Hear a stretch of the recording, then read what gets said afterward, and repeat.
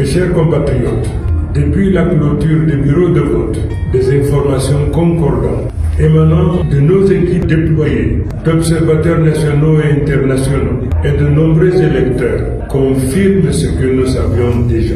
Le peuple camerounais s'est massivement exprimé. Les procès-verbaux signés et publiés dans des milliers de bureaux de vote témoignent d'une volonté claire et irréfutable. Or, en quelques heures, un mécanisme de falsification des résultats s'est mis en place. Des procès-verbaux authentiques, établis et signés au sortir des urnes, sont aujourd'hui contradictoires avec des copies présentées par les services de l'ECAM au niveau départemental.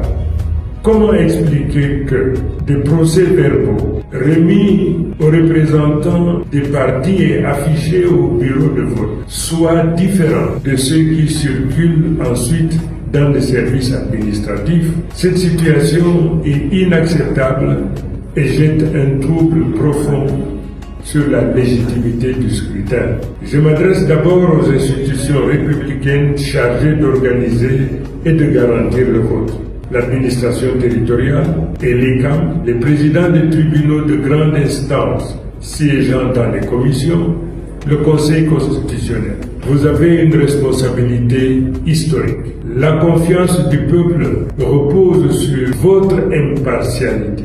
Si des doutes pèsent sur l'intégrité d'un procès-verbal centralisateur, il est de votre devoir professionnel et civique d'en instruire immédiatement la vérification et le cas échéant de suspendre toute proclamation fondée sur des documents entachés de fraude. À nos juges et magistrats présents dans les commissions départementales, votre rôle n'est pas de protéger des procédures opaques, mais de garantir la sûreté de la voix souveraine du peuple. Si le procès-verbal officiel d'un bureau diffère du document transmis par une autorité, la question légitime à poser est qui a falsifié et quelles pièces fiables permettent d'établir la vérité. Vous êtes tenu d'exiger la confrontation des pièces, l'audition des témoins et la mise en œuvre de toute mesure probative plutôt que de fermer les yeux derrière la formule commode. Seul le procès-verbal central de l'ECAM fait foi. J'en appelle aussi à la communauté internationale, aux missions d'observation, ne restez pas silencieux face aux signes manifestes de falsification. Votre présence et vos constats impartiaux sont aujourd'hui indispensables pour prévenir l'escalade et garantir que la volonté populaire soit respectée.